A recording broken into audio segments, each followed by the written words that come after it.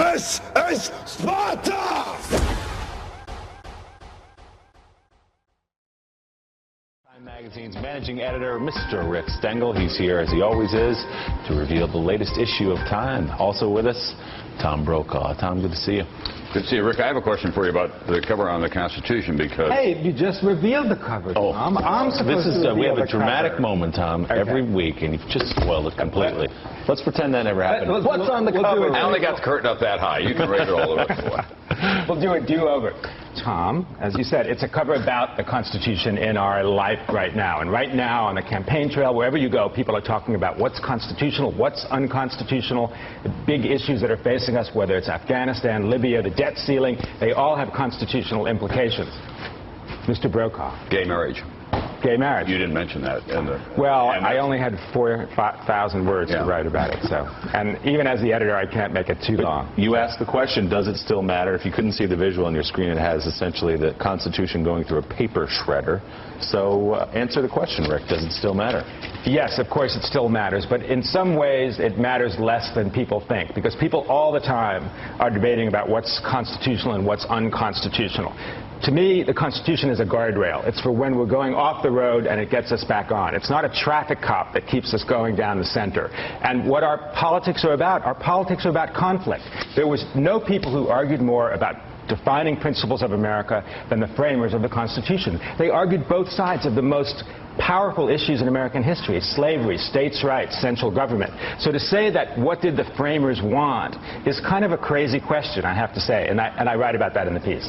Well, why? You mean you're saying its living document must constantly be interpreted and reinterpreted in the modern day? Yes, and I kind of hate the phrase "a living document," and I know it's you know, originalists, it's out there. But it's an interpretive document. It's an elastic document. I mean, the way I begin the piece, which you know, it's embarrassing to read, but you know, here are a few things the framers did not know about: World War II, DNA, sexting, airplanes, the atom, television, Medicare, collateralized debt obligations. I mean, so to ask what would George Washington think about drone warfare in Libya, a guy who didn't even know what an airplane was, seems like kind of a silly question. Well, the Federalist Papers show us that these men were grappling with fundamental principles and how to make arrangements in which those principles were protected or advanced, yes? I completely agree, and I think what the genius of what they did was they said, you know what, let's reckon with these principles, let's set out some basic guardrails, some basic guidelines, and then, who knows, 50 years from now, 100 years from now? I mean, Franklin thought the Constitution wouldn't even last a generation. You know, he's one of the principal framers. So yes, call on the wisdom of them,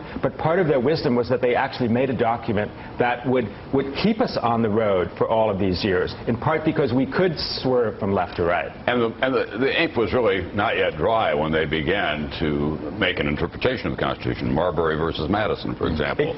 Exactly. The Dred Scott decision. Right. So even, you know, so John Marshall, who was the Chief Justice then, basically very early on said the document is to be interpreted by the courts and by the Congress. I mean, you know, later, you know, writing the Bill of Rights, and then I would argue, as I do a little bit in the piece, that the Reconstruction Amendments, particularly the 14th Amendment, which made the Bill of Rights applicable to the federal government and to everybody, basically gave citizenship to black Americans, was the transformative moment for the Constitution, and that happened over 100 years later.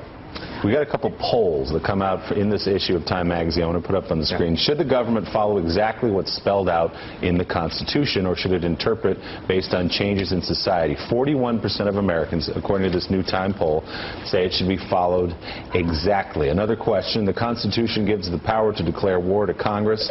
This as it pertains to the question of Libya.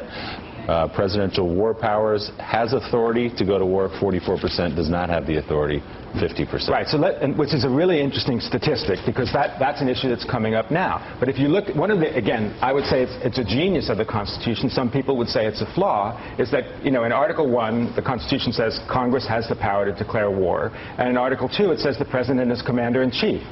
There's a lot of white space between those two things, and throughout our entire history, we've been figuring out, well, who can really do what?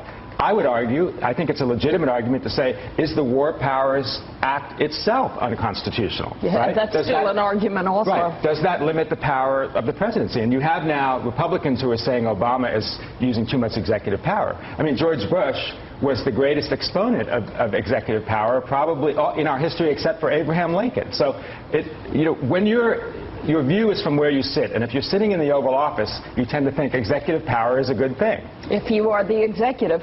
Let me ask you, Richard, we all worry about historical literacy. Americans are forgetting their history, they're forgetting their founding documents. What did you find out with regard to what Americans know about their Constitution? I wonder if they have it confused with the Declaration of Independence. Sometimes you hear them quoted back and forth. I'm just curious, what did you find out? You hear presidential candidates confusing the Declaration. Well, I guess you do. Yes.